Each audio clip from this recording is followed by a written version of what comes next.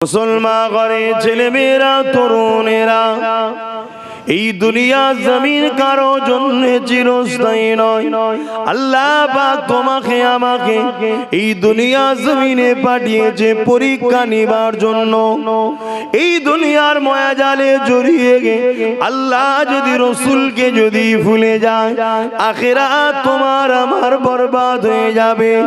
আর এই দুনিয়া জমিনে থাকতে হবে, কারবারও করতে হবে, ব্যবসাও করতে হবে, সংসার করতে হবে, ছেলে পুলে লালন পালনও করতে হবে, আবার আখিরাতের জন্য সঞ্চয় করতে হবে।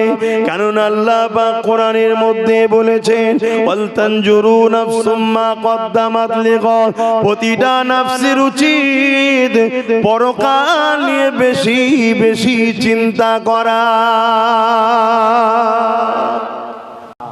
হযরত ইমামে আজম একদিন কারবার ব্যবসাখানায় বসে রয়েছে।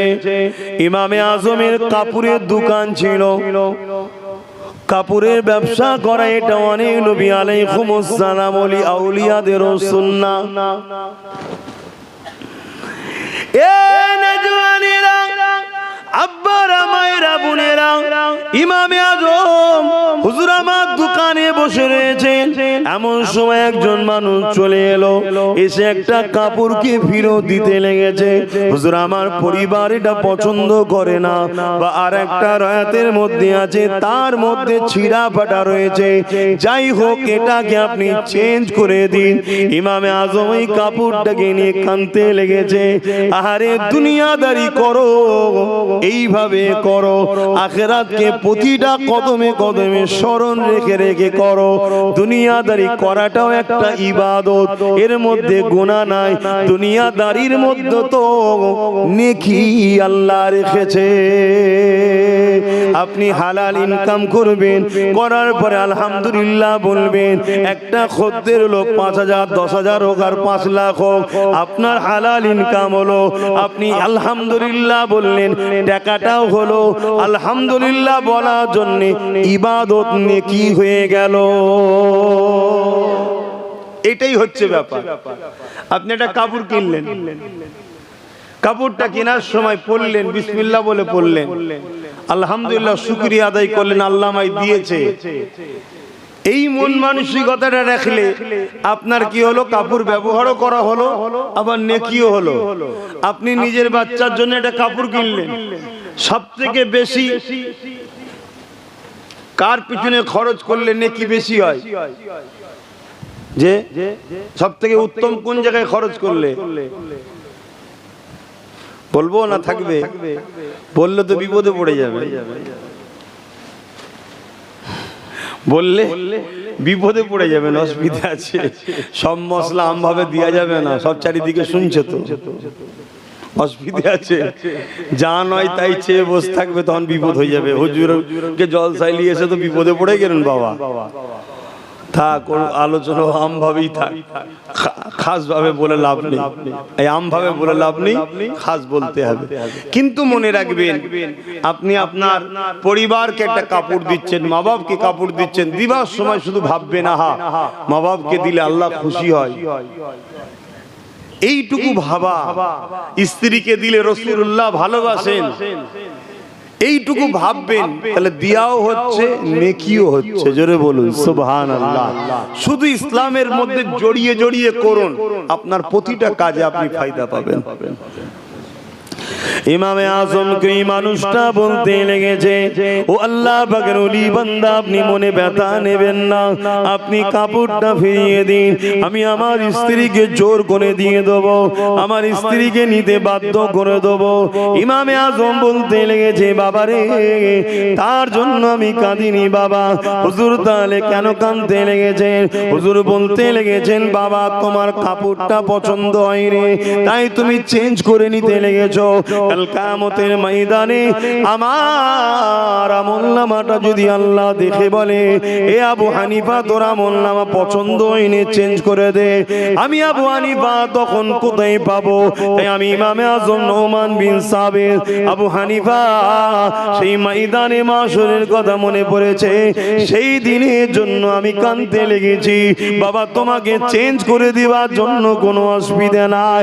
এ যুবকেরা, তরুণেরা, আমার বাপজানেরা, মায়েরা, দুনিয়া জমিনে থাকবো ঠিকই, কিন্তু মনে রাখতে হবে নিঃশ্বাস কখন ফুরিয়ে যাবে কেউ জানে না। কেননা নিঃশ্বাস আসার ডেট আছে, যাবার কোনো ডেট নাই। আল্লাহ পাকের কাছে প্রতিটা কদমে কদমে তওবা করেন, দরুদ পড়েন, তাসবিহ পড়তে থাকেন। আপনি কারবারে বসে আছেন, মোবাইল ফালতু না ঘেটে আপনি ওখানে বসে দরুদ শরীফ পড়েন, আল্লাহু আকবার পড়েন, সুবহানাল্লাহ বলেন, দরুদ শরীফ পড়েন। আল্লাহ আপনার রুজিতে বরকত দেবে। অনেকে মনে করে আমার কাছে তো 500 টাকা হলো, ও গান বাজনা বাজায় 5000 টাকা হলো, এটা ভেবে লাভ নেই। আপনি 500 খরচ করতে 1 সপ্তাহ লেগে যায়, ওর 5000 খরচ করতে 5 ঘন্টাও লাগে না। এটা দেখবেন না, বরকতটা তো নিতে হবে। আমার 5 ঘর টাকা আছে, 5 দিনে শেষ হয়ে গেল। আর কারো 5 ঘর তো দূরের কথা, 5টা মানি পার্সও ভর্তি নেই, কিন্তু শেষ হচ্ছে না। আপনি খেয়াল করে দেখুন না, আমার আপনার সমাজের ইমামদের কথা ভাবেন না। এই তো অল্প টাকা, কিন্তু এত বরকত হয়। আলহামদুলিল্লাহ চলছে না, চলে না? জানি হয়তো কষ্ট হচ্ছে, কিন্তু বরকত আছে। আর আমাদের দেখুন, অতএব বরকতটার কথা ভাবতে হবে। বরকতটা হালালে হবে, আল্লাহ কবুল করেন, বলুন আল্লাহুম্মা আমিন। তা দুনিয়াদারির মধ্যে দিয়ে আপনাকে আখিরাত ভাবতে হবে। আপনি যখন তাসবিহ পড়বেন, আল্লাহ আপনার রুজিতে বরকত দেবে। কারবারে বসে থাকবেন, বরকত দেবে। অনেক সময় দেখা যাবে আমার আল্লাহ আপনাকে পরীক্ষা লিবার জন্য ঠিক আজানের মাথাতেই, সারা দিন হয়তো বিক্রি হয়নি, আর ঠিক আজানের মাথায় একটা বড় খদ্দের পাঠিয়েছি, দেখি বান্দা আমার কি করে, দেখি বান্দা আমার কি করে। আপনি যদি মনে করেন সারা দিন তো হলো না, এই সুযোগে খদ্দেরটা পেয়েছি, এটাকে ছেড়ে দিলে হয়? নামাজ নাই, পরে একটু যাবো খনি। এটা একটা পরীক্ষা, মনে রাখবেন। কেন সারা দিন খদ্দের আনার ক্ষমতা আপনার ছিল না। এই খদ্দেরটা যিনি পাঠিয়েছে তিনিই সারা দিন আটকে রেখেছে। এটা আপনাকে দিয়ে পরীক্ষা চলছে। একবার পরীক্ষা হবে, দুবার পরীক্ষা হবে, 3 বার পরীক্ষা হবে। আল্লাহর রাস্তায় যখন চলবেন না, প্রথমটা শুরুটা হয় আগুনের উপর দিয়ে, কাঁটার উপর দিয়ে, কষ্টের উপর দিয়ে, কিন্তু একটা স্টপ পার হয়ে যাবার পর সেখানে শুধু শান্তি আর শান্তি, যেখানে আর কোনোদিন কষ্ট নাই। জোরে বলুন সুবহানাল্লাহ। আর দুনিয়াদারি শয়তানি রাস্তায় শুরু হয় ফুল বাগিচা দিয়ে, ফুল বিছানো দিয়ে, কিন্তু কিছুটা যাবার পরে যার কষ্টের আর কোনোদিন আবার শেষ নাই।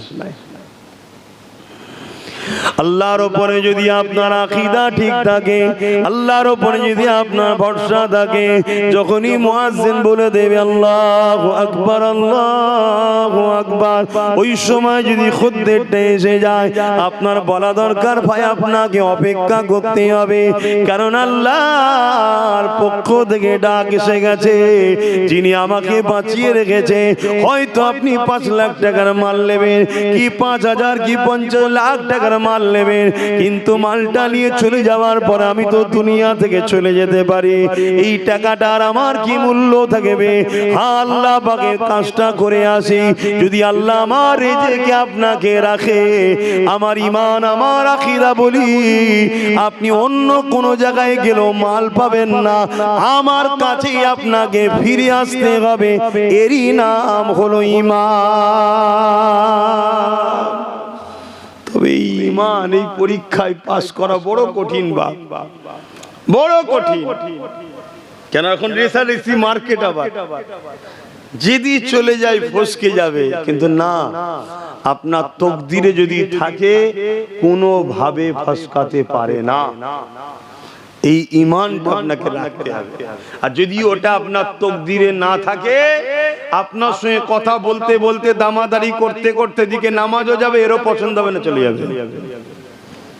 আর যদি থাকে, মনে রাখবেন আপনি চলে যান, ঘুরে এসে দেখবেন ও ঘুরছে, এখানে চা খাচ্ছিল, ওখানে বসেছিল, আর ছিল কি গো ভাই, না তোমার অপেক্ষায় বসেছিলাম, মালটা লোবো। ঠিক নেই। আসেন, দুনিয়া জমিনটা আমাদের জন্য একটা পরীক্ষা ঘর, আজ আছি কাল নাই।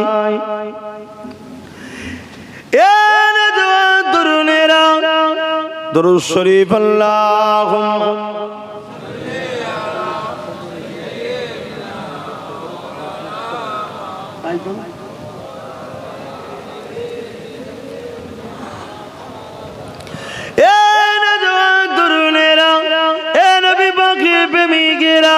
চিরস্থায়ী দুনিয়া কারণ আজ আছি কাল চলে যেতে হবে।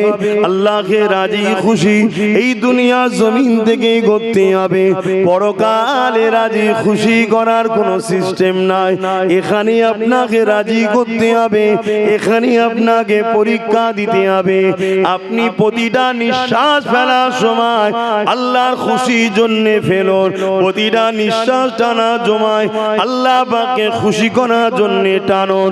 কেননা আল্লাহ আপনাকে আমাকে দুটো চোখ দিয়েছে, যদি এই দুটো চোখ না দিতাম অর্থটা কি জিনিস বুঝতেই তো পারতাম না। যদি দুটো পা না দিত, নিজের পায়ে হেঁটে কখনো নিজের কাজ করতে যেতে পারতাম না। যদি দুটো হাত না দিত, এই হাত দিয়ে হালাল ইনকামটা করতে পারতাম না। আল্লাহ পাক যদি আমাকে তোমাকে দিমাগে সুস্থ না করত, এমন করে তেমন করে দিমাগ আল্লাহ না দিত, তাহলে তুমি আমি ব্যবসা কারবার কিছুই তো বুঝতে পারতাম না। শুধু বুঝা নয়, বাপ মার কাছেও তুমি আমি বুঝা হয়ে যেতাম। হ্যাঁ, এটা দুনিয়া, মনে রাখবেন 100 বার আপনাকে মনে রাখতে হবে। একদিন না, দুদিন, 3 দিন নয়, 4 দিন, একদিন তোমার জন্মদাতা বাপি বলে উঠতো, আরে এই ছেলেটা গেলিয়ে বড় পেরেশান হয়ে গেলা, আরে এই ছেলেটা গেলিয়ে কোটি কোটি টাকা খরচ হয়ে গেল।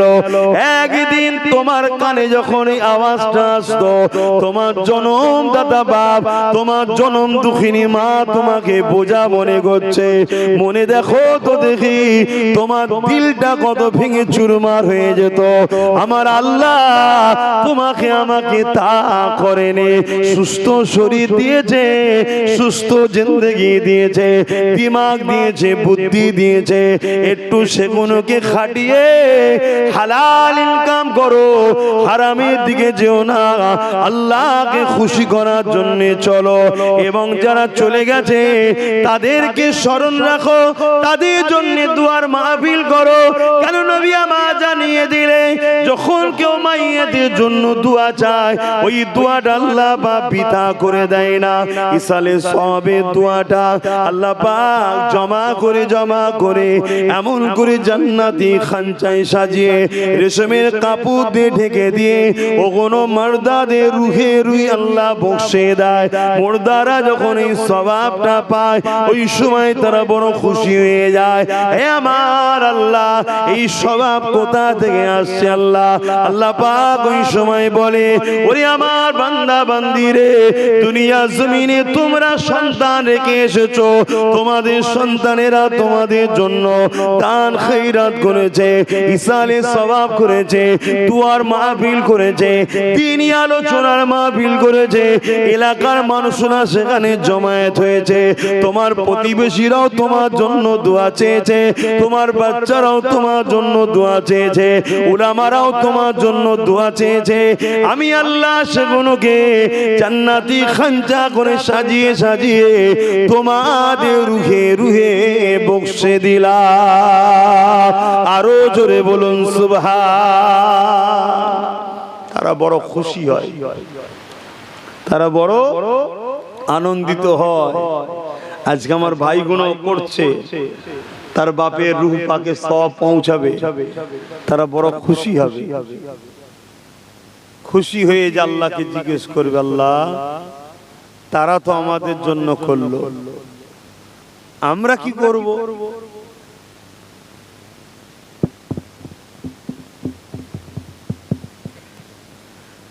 তারা তো আমাদের জন্য করলো, আমরা কি করব? আমাদের তো কিছুই নাই। আবার পানি ঝরে এসছে নাকি?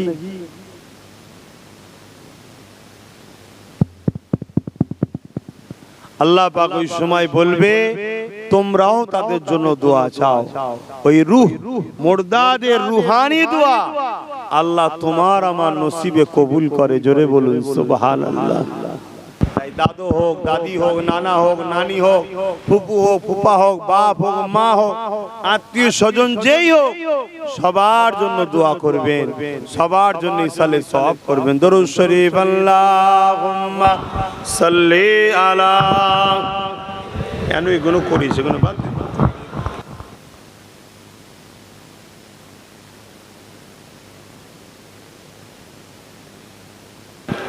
আল্লাহুম্মা সাল্লি আলা।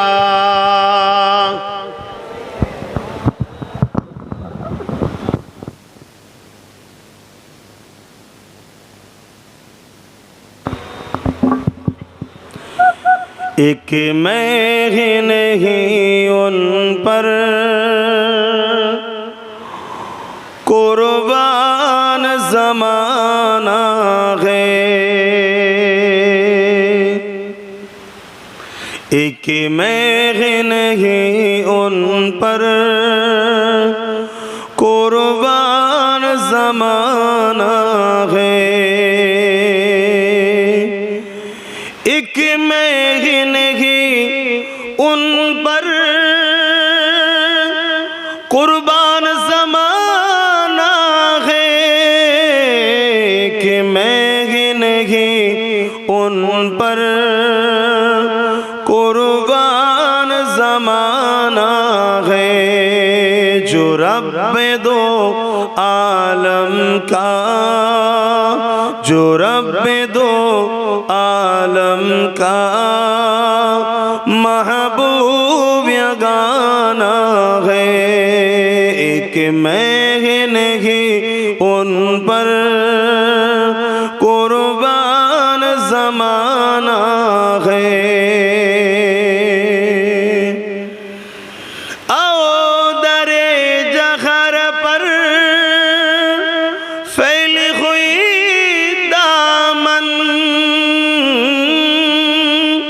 आओ दरे जहर पर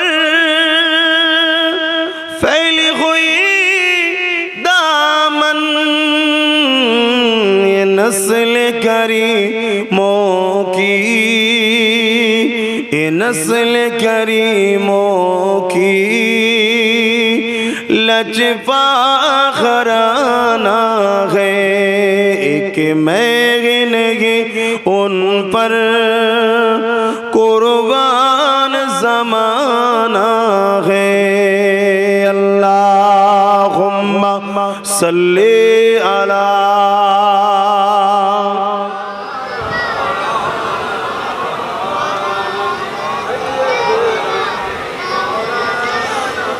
আমার বাপ জানেরা, অনেকে দেখবেন জলসা মাহফিলে অনেক জায়গায় শোনা যায়, আমি কোনো আলেমের সমালোচনা করছি না, কিন্তু আপনাদেরকে সতর্ক করছি মুনাফিকদের থেকে। অনেকে দেখবেন আলোচনা করে কবর নাকি বলেছিল আমি ফাতেমা কার বেটি কার স্ত্রী, এসব আমি বুঝি না, এসব ওয়াজগুলো করে দেখবেন। এই ওয়াজটা করা হচ্ছে আম মাহফিলের জন্য, করাটাই নিষেধ। আম মাহফিলের জন্য এই আলোচনা নয়, এটা হলো শুধুমাত্র সতর্ক করার জন্য, যাতে করে আমরা ভাবি আমাদের কবরে কি হবে, এর উদ্দেশ্য করে এটা শিক্ষা। কিন্তু আজ আমি আপনাকে বলে যাচ্ছি মাটির ক্ষমতা নাই। খাতুনে জান্নাত অনেক দূরের কথা, আপনার ঘরের যদি কোনো মেয়ে নিজেকে খাতুনে জান্নাতের চাকরানি মনে করে, নকার মনে করে, তাকেও কবরের ক্ষমতা নিয়ে রূপ ধরতে পারে। জোরে বলুন সুবহানাল্লাহ। কিন্তু এগুলোকে এমন ভাবে থ্রো করা হয়, এমন ভাবে বলা হয় যেন খাতুনে জান্নাত কি অপমান করা হচ্ছে, নাউজুবিল্লাহ। এটা তোমার আমার জন্য শিক্ষা দিবা, তোমার আমার জন্য এই মেসেজ যে কবর আমাদের জন্য বড় কঠিন জায়গা। অবশ্যই কবর বড় কঠিন জায়গা, কেননা আল্লাহ নবী জানিয়ে দিলেন প্রতিদিন কবর ঘোষণা দেয়, ওরে আল্লাহর বান্দা বান্দিরা, জমিনের ওপরে তোরা নাফরমানি করে ঘুরে বেড়াচ্ছি, জমিনের ওপরে বড় দাম্ভিকতার সঙ্গে ঘুরে বেড়াচ্ছি, জমিনের ওপরে বড় মস্তানি ভাবে ঘুরে বেড়াতে লেগেছি, ওরে আল্লাহর বান্দা বান্দিরে, আমি কবর তোর কি মনে পড়ে না? এই জমিনে নিজে তোকে একদিন আসতে হবে। আমি কবর বড় একা থাকার জায়গা, আমি কবর বড় অন্ধকার জায়গা, আমি কবর পোকামাকড়ের জায়গা, এখানে তোকে একদিন আসতে হবে। তার জন্য তুই প্রস্তুত নিয়ে আয়, তার জন্য তুই তৈরি হয়ে আয়। এই যুবকেরা, ইমাম বুখারী মুসলিম বলে কবরের জমিনে যখন মানুষকে রাখাবে, ওই কবরের জমিনে আল্লাহ আমার রাসূলুল্লাহকে তাশরীফ নিয়ে এসে থাকে। এবং ইমাম বুখারী মুসলিম বলে ওই কবরের জমিনে একটা প্রশ্ন হবে, আমার রাসূলুল্লাহকে দেখিয়ে প্রশ্ন করা হবে, ইনি মুহাম্মদ রাসূলুল্লাহ, ইনা সম্বন্ধে তোমার দুনিয়াতে কি ধারণা ছিল, ইনা সম্বন্ধে তোমার দুনিয়াতে কি রায় ছিল? যদি তোমার আমার দুনিয়ার জমিনে রায় হয়, আরে খাতুরে জান্নাত কেউ কবর ছাড় দিচ্ছে না, এই রকম যদি মেন্টালি হয়, ওই কবরের জমিনে তোমাকে ধরা পড়তে হবে। কেন রাসূলুল্লাহ জানিয়ে দিয়েছে খাতুনে জান্নাত ফাতেমা হলো আমি রাসূলুল্লাহ আমার শরীরের অংশ, নবী নূর ফাতেমা শরীরে রাসূলুল্লাহ শরীরের টুকরো, খাতুনে জান্নাত নূর। আকীদা কি ছিল বলো? তার আগে আমরা অনেকে সবাই শুনেছি তিনটে প্রশ্ন কবরে হবে, এটা ঠিক, এটাও হাদিস। তিনটে প্রশ্ন হবে, মান রাব্বুকা, তোমার রব কে, মা দিনুকা, তোমার দিন কি, আরেকটা প্রশ্ন রাসূলুল্লাহকে দেখিয়ে জিজ্ঞেস করা হবে ইনি মুহাম্মদ সাল্লাল্লাহু আলাইহি ওয়াসাল্লাম, ইনা সম্বন্ধে তোমার দুনিয়ায় ধারণা কি ছিল। আগের দুটো হচ্ছে কি, আগের দুটো হচ্ছে টিক দিয়া প্রশ্ন, টিক দাও, এক কথাই উত্তর, এক কথাই যেটা ভাষায় বুঝি আমরা, এক কথাই উত্তর।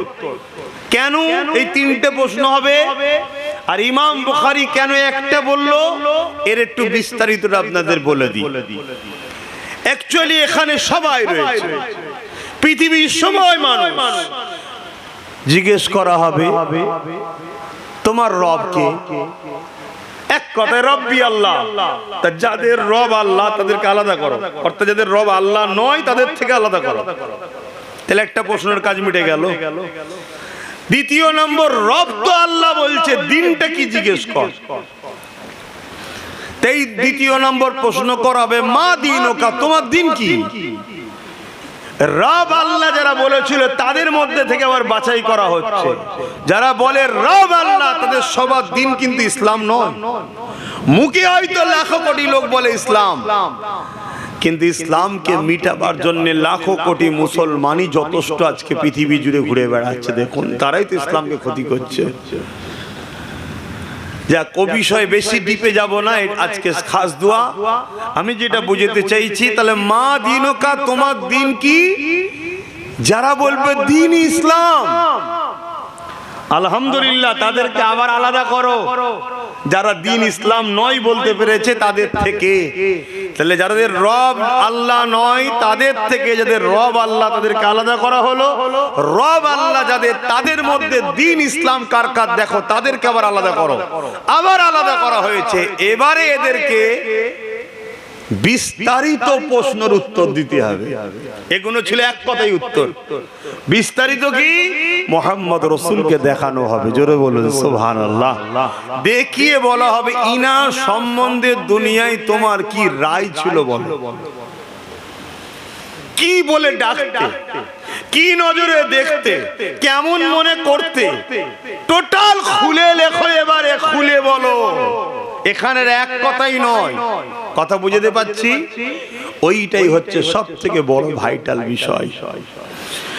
কবরে যারা পাশ করবে প্রতিটা মঞ্জিল তাদের জন্য আসান হয়ে যাবে, কেননা কবর হলো প্রথম মঞ্জিল।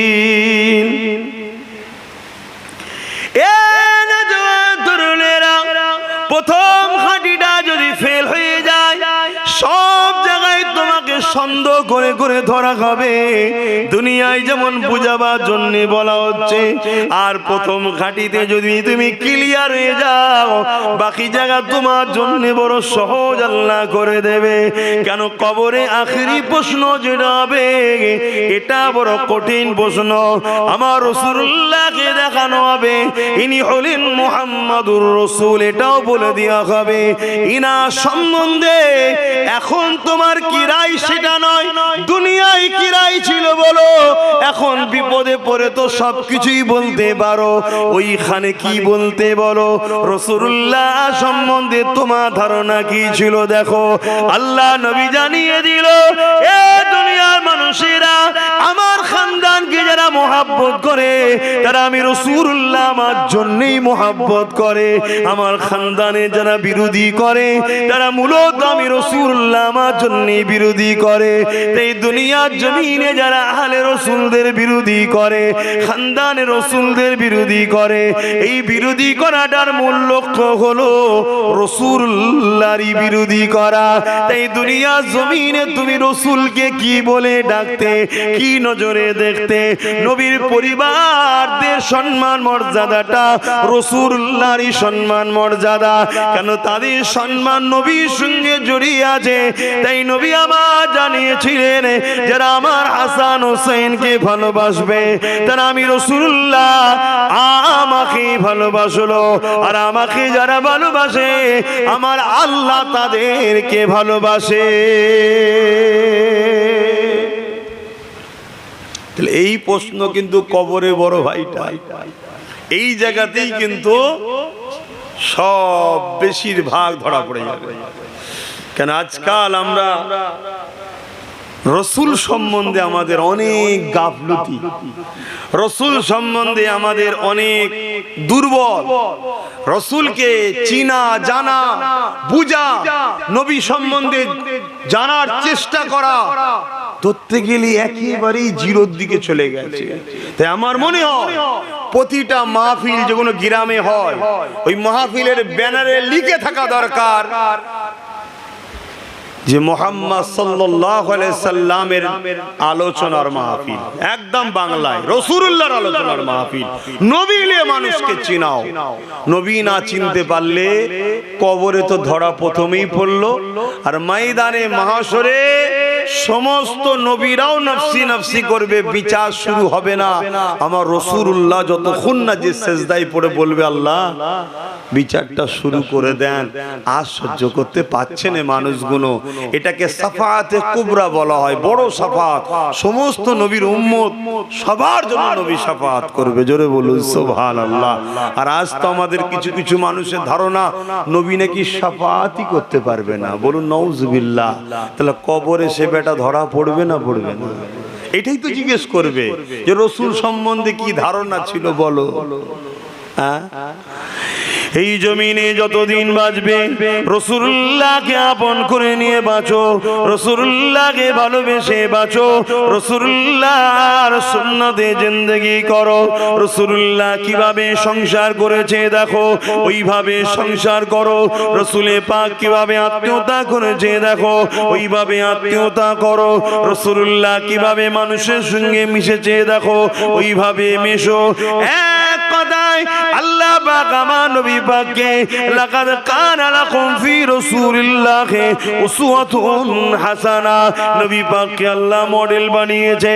এই নবী পাককে ফলো করে জিন্দেগি কাটান, নবী পাকের নকশা কদমে চলে, নবী পাককে পিয়ার করে চলে, নবী পাককে আদব করে চলে। মনে রাখবেন, দুনিয়ার মানুষ আপনাকে কবরে শুইয়ে দিয়ে চলে আসবে। ওখানে ছেলেও থাকবে না, ওখানে বাপও থাকবে না, ওখানে দাদু দাদি দাদি নানা নানি কেউ একবারও যাবে না। আরে বাচ্চাটার সঙ্গে একটা রাত কমসে কম থাকি, একটা ঘন্টা তো থাকি। নতুন ঘরে গেলে আমরা মিলাদ দিই, কেন দিই? কেন মিলাদ দিই? উদ্দেশ্যটা কি? দোয়া। দোয়া তো অবশ্যই, কিন্তু নতুন জায়গায় থাকছি, একা একা কেমন লাগতে পারে? সবাইকে নিয়ে এক জায়গায় থাকি, একটা রাত কম সেট হই হই হোক, নতুন জায়গা না, একটা নতুন ঘর, এজন্য সবাইকে বলা হয়। আপনাদের অসুবিধা হচ্ছে না তো? কেন পানিও পড়ছে, এখানেও পড়ছে, যাক না, অসুবিধে কি আছে? কি অসুবিধা আছে? আপনার দেশে হয় কি জানি না, অনেক জায়গায় দেখা যাবে সেই ডুবুক কেটে হাড়ি ধরা না কিছু একটা খেলা হয়, দেখেন না? অনেক জায়গায় হয়, যে ডুবুক কেটে বেশি দূর যেতে পারবে, যে ফার্স্ট হবে তার 1000 টাকা পুরস্কার, কি 2000, 5000। তার জন্য যদি ডুবুক কাটতে পারে, 5000-এর জন্য ভিজতে পারে, তাহলে আল্লাহ আল্লাহ রসুলের কথা শোনার জন্য ভিজবো তো কি হয়েছে? শরীর খারাপ হয়ে যাবে? শরীরের রোগের ক্ষমতা আছে আপনাকে ধরতে পারে? কি গো, রোগের ক্ষমতা আছে? এত লোক ভ্যাকসিন নিল, করোনা হলো, মরে গেল, কই আমি আপনি তো মরে যাইনি কেন? বেঁচে থাকার সময় আছে, রোগ ধরার সময় নয় ধরবে না। যেদিন সময় হবে সেই দিন তুমি যাই করো ধরবে।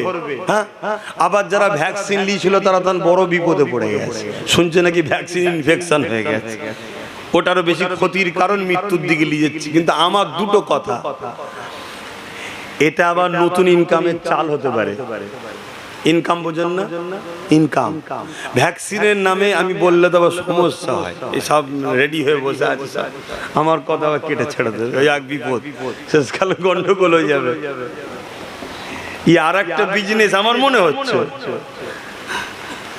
কথা বুঝছেন না? একবার তো ওই দিক দিকে না দিলে মরে যাবি, দে, ইনকাম করলো, এখন বললো দেওয়ার পরে বলে এটা গন্ডগোল হয়ে গেছে, ওর উপরে আবার একটা দিতে হবে, না হয় গন্ডগোল হয়ে যাবে, আবার কিছু ইনকাম করবে। হাতে আল্লাহর উপর ভরসা করেন না? আমাদের তো আল্লাহর উপর থেকে ভরসা উঠে গেছে। হ্যাঁ, আল্লাহর উপর ভরসা করুন। বাপেরা, নওজওয়ান তরুণেরা, এ নবী পাকের প্রেমিকেরা, আমার রাসূলে পাক সাল্লাল্লাহু আলাইহি ওয়াসাল্লাম, তিনি আমাদের আখিরাতের জমিনে প্রতিটা মঞ্জিলে আমাদের সাথী হবে। এ যুবকেরা, কবরের জমিনে তো সবাই দিয়ে চলে আসবে, কেউ থাকবে না। যদি দুনিয়ার জমিনে সর্বক্ষেত্রে আপনি রাসূলকে প্রাধান্য দেন, যে কোনো কাজে রাসূলুল্লাহকে ফলো করেন, যে কোনো জায়গায় নবী পাক উপরে রাখে, যে কোনো ক্ষেত্রে নবীর সম্পর্কটা সবার উপরে, বাপের থেকেও, মায়ের থেকেও, পরিবারের থেকেও, সন্তানের থেকেও, আত্মীয়তার থেকেও, নেতা লিডার যাই হোক না কেন, সবার উপরে রাসূলুল্লাহ সম্মান দেন। মনে রাখবেন, কবরের জমিনে সবাই আপনাকে ছেড়ে দিয়ে চলে যাবে, কিন্তু দয়ার নবী এসে বলবে, ফেরেশতারে, আমি মুহাম্মদ বলছি, আমার ছিল, এখন থেকে আমি একে জান্নাত নিয়ে যাওয়া পর্যন্ত দায়িত্বে আছি।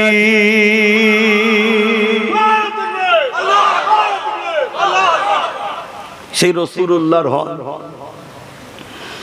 দেখবেন সব যেখানে ছেড়ে দেবে, রাসূল কিন্তু আপনাকে ছাড়বে না। যখন কেউ নেই, কেউ নেই, রাসূল সেই জায়গায় আপনার সাথে দেখা করবে, আসবে। ফেরেশতাকে বলবে যে আমি মুহাম্মদ সাল্লাল্লাহু আলাইহি ওয়াসাল্লাম বলছি, আমার গোলাম ছিল, দুনিয়ায় আমাকে ফলো করত, প্যার করত। ফেরেশতার আর ক্ষমতা থাকবে আপনাকে কিছু বলার, জিজ্ঞেস করা? কোনো ক্ষমতা থাকবে? কিচ্ছু থাকবে না। সেই নবী পাককে প্যার করেন। মাই মুরব্বি যারা চলে গেছে, রাসূল বলছেন, মান যারা কবর আবাওয়াইহি আও আহাদুহুমা ফি কুল্লি জামাতিন গফরাল্লাহু ওয়া খুতিবা বাররা। জুম্মার দিনে তাদের কবর জিয়ারত করেন। আমরা এত ব্যস্ত, জুম্মার পরে সুন্নাত ওয়াজিব সুন্নাত নফল নামাজগুলো পর্যন্ত পড়ার সময় থাকে না, দূরে কাজ পড়ে একদম সব হুড়মুড় করে পালাচ্ছে, কবর কি জিয়ারত করবেন। কিন্তু রসুল বলছেন যে ছেলেটা, আপনারাও শোনেন ভাইরা, যে ছেলেটা বাপ মার উভয়ের অথবা একজনের, কারো কারো বাপ চলে গেছে, মা আছে, মা চলে গেছে, বাপ আছে, একজনের কবর বা উভয় চলে গেছে, উভয়ের কবর, যে ছেলেটা জুম্মার দিন জিয়ারত করবে আল্লাহ ওই ছেলের কপালে লিখে দেবে বাপ মার খেদমতগার ছেলে আল্লাহর দোজখ জাহান্নাম থেকে মুক্তি পেয়েছে। জোরে বলুন সুবহানাল্লাহ। নবীকে যদি ভালোবাসেন নবীর কথাগুলো শুনতে হবে। রাসূল পাক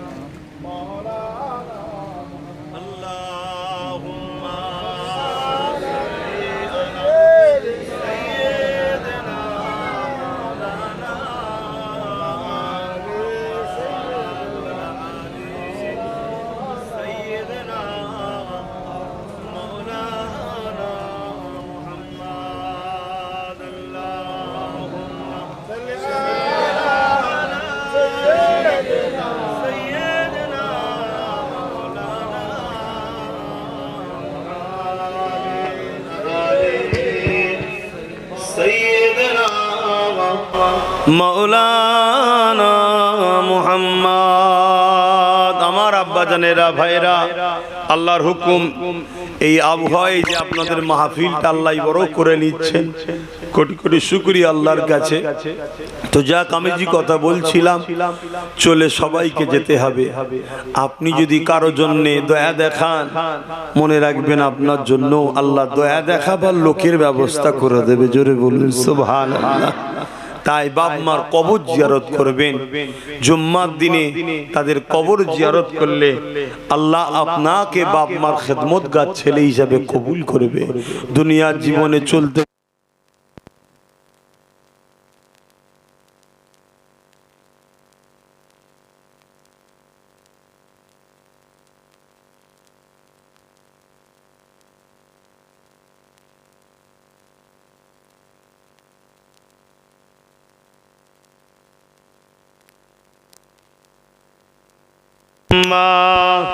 সাল্লি আলা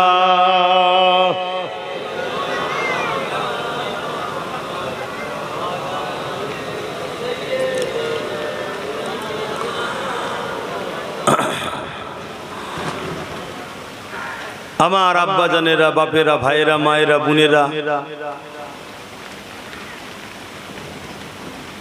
আল্লাহ নবী জানালেন যখন কোনো মাইয়েতের জন্য দোয়া চাওয়া হয়, সে মাইয়েত সে তো সওয়াব পায়, সে তো লাভবান হয়, সেও দোয়া চায়, আল্লাহ সেই দোয়া আমার আপনার নসিবে কবুল করে। জোরে বলুন সুবহানাল্লাহ। আপনি যদি কারো উপরে ইহসান করেন, মনে রাখবেন আপনার আব্বা, আপনার আম্মা, আপনার দাদু, আপনার দাদি, এটা যেমন আপনার সম্পর্ক, এটাও একটা পরীক্ষা। সে কিন্তু আপনারই আল্লাহর একটা সৃষ্টি। আল্লাহর সৃষ্টির উপরে আপনি যখন দয়া দেখাচ্ছেন, চলে গেছে যাহা মানুষটা কি হালে আছে না আছে, থাকলে কত কিছু আবদার করত, বাবা এটা দে না রে, ওটা দে না রে, এটা দে না রে। আজ তো তারা আবদার করে না। অতএব তাদের জন্য একটু দুয়ার মাহফিল করলাম, এতিম গরিবদের ঘরে জামা কাপড় দিলাম, খাওয়ালাম। বা নামাজি মুসল্লি পাড়া প্রতিবেশীর একটা হক থাকে। অনেকে মনে করে গরিব মানুষকে এতিমদের ঘরে শুধু খাওয়াবো, পাড়া প্রতিবেশী আল্লাহ করে সবাই তো ধনী লোক, কেন খাওয়াতে যাব না? আত্মীয়তার একটা হক থাকে। এই খাওয়ানোতে আপনার আত্মীয়তার হক আদায় হওয়া সব হয়। জোরে বলুন সুবহানাল্লাহ। হ্যাঁ, গরিব দুঃখীদের ঘরে খাওয়ালে তো অবশ্যই ইসলামে সব থেকে ভালো কাজ হচ্ছে খোদার্থকে খানা খাওয়ানো। জোরে বলুন সুবহানাল্লাহ। ওটাও যেমন করতে হবে, কিন্তু কেউ যদি মনে করে শুধু গরিবদের ঘরে দাও, আত্মীয়দের ঘরে খাওয়াতে হবে না, সব আল্লাহ করে বড় লোক, না, কে বড় লোক কে গরিব ওটা তোমায় দেখার দরকার নেই। আত্মীয়তা, এই যে একটা খাওয়া দাওয়া হবে, একসাথে বসা হবে, দাওয়াত, রে বাবু আসবি, তোর দাদুর সবরে সানি কি তোর চাচার সবরে সানি, এই যে একটা আত্মীয়তা হয়, এতে বন্ধুত্ব সম্পর্কটা বাড়ে। দেখা সাক্ষাৎ হলো একটা বাহানায়, এটাও ইসলাম চাই। জোরে বলুন সুবহানাল্লাহ। অতএব ইসলামের প্রতিটা কাজের মধ্যে ভালাই রয়েছে। এখন যে বিষয়টা বলতে চাইছি, আমি আপনি যদি কারোর উপরে ইহসান করি, অবশ্যই তোমার আমার জন্য কেউ না কেউ ইহসান করবে। এ নজওয়ানেরা, আমার নবী পাকের প্রেমিকেরা, আল্লাহ নবী, নূর নবী, দয়া নবী, সাহাবা হুজুরদিগকে বলেছে, বাবারা শুনে রেখে দাও, জেনে রেখে দাও, আমার উম্মত উম্মতিদেরকে জানিয়ে দেবে, দুনিয়া জমিনে বাপ মার উপরে যদি কখনো চড়া হয়ে যায়, বাবারা মনে রাখবে, যদি তাদের বাপ মা একবার উফ আওয়াজটা করে ফেলে, তাহলে ওই বান্দাটাকে আল্লাহ পাক জাহান্নামে দিয়ে দেবে। আন আবি উমামাতা আন্না রাসূলানি ক্বালা ইয়া রাসূলুল্লাহ মা হাক্কুল ওয়ালিদাইনি আলা ওয়ালাদি ক্বালা হুমা জান্নাতুকা নারুকা। বাপ মা উভয়ের, এক বাপ মা আল্লাহ নবীর কাছে একটা ছেলে এসে জিজ্ঞাসা করলো, ইয়া রাসূলুল্লাহ, হাবিবাল্লাহ, আমার উপরে বাপ মার হক কি? আল্লাহ নবী বললেন, হুমা জান্নাতুকা নারুকা, তুমি যদি তোমার মা বাপকে নারাজ করো জাহান্নামী হয়ে যাবে, মা বাপকে রাজি করো আল্লাহ তোমাকে জান্নাতি ঘোষণা করে দেবে। এ যুবকেরা, হাদিসে কুরসির মধ্যে রয়েছে, মান রাদিয়ান ওয়ালিদাহু ফালা নানহু রাদিন, মা বাপ যার উপরে রাজি, আমার আল্লাহ তার উপরে রাজি। কি নিয়ামত করেছে মা বাপকে! আল্লাহ মাকে জান্নাত বানিয়েছে আর বাপকে জান্নাতের দরজা বানিয়েছে। জোরে বলুন সুবহানাল্লাহ। কেউ যদি বাপকে বেজার করে, দরজা বন্ধ হয়ে গেল, আর মাকে যদি বেজার করে, জান্নাতি গেল। মান রাদিয়ানহু, মান রাদিয়ানহু ওয়ালিদাহু ফালা আনহু রাদিন, মা বাপ যার উপরে রাজি, আমার আল্লাহ তার উপরে রাজি। চিন্তা করুন, মা বাপের কত সম্মান। দুনিয়ার জমিনে চলতে গিয়ে যদি কখনো মিস্টেক হয়ে যায়, ক্ষমা চেয়ে নেন তাদের কাছে। তাদেরকে আল্লাহ বড় নরম দিল দিয়ে বানিয়েছে। আপনার বাপ রাগী, কড়া, সব ঠিক, কিন্তু সন্তানের জন্য একটা আলাদা দিন, নয়া নরম ময়া আল্লাহ কিন্তু বাপের অন্তরেও রেখেছে। তবে মায়ের তো তুলনা হয় না। কিন্তু দুনিয়া এত জঘন্য হয়ে গেছে। এই রিসেন্ট দেখছিলাম এক মিডিয়ায়, এক মা তার 11 মাসের বাচ্চাকে, 11 মাসের বাচ্চাকে ঘরের মধ্যে ভরে তালা মেরে, কি ভাষায় বুঝাবো আপনাকে, ফুর্তি করতে গেছে। আশা করছি ভাষাটা বুঝতে পেরেছে। 11 মাসের বাচ্চা, 10 দিন পরে এসেছে। 11 মাসের বাচ্চা, সে দুধ ছাড়া কি খাবে ভাই? এবং ঘরে যদি অন্য কেউ থাকতো, না হয় হতো, কেউ নেই, টোটাল বাচ্চাটা পুরো ঘরে একা, তাকে তালা মেরে দিয়ে চলে গেছে। চিন্তা করো, দোদগেই বাচ্চাটা মারা গেছে। মা, আজকে মাও কত নিষ্ঠুর হচ্ছে। তার মানে কি, আবার সেই আবু জেহেল, উদবা, সাইবা, আবু লহাবের হাতে পৃথিবীর ক্ষমতা আসছে, পৃথিবী আবার অন্ধকারে যাচ্ছে, আবার জিহালাত যুগ আসছে, আবার অন্যায় আসছে। কিন্তু মনে রাখবেন, এবারে আল্লাহ আর কোন নবী পাঠিয়ে বাঁচাবে না, এই পৃথিবীকে এবার শেষই করবে।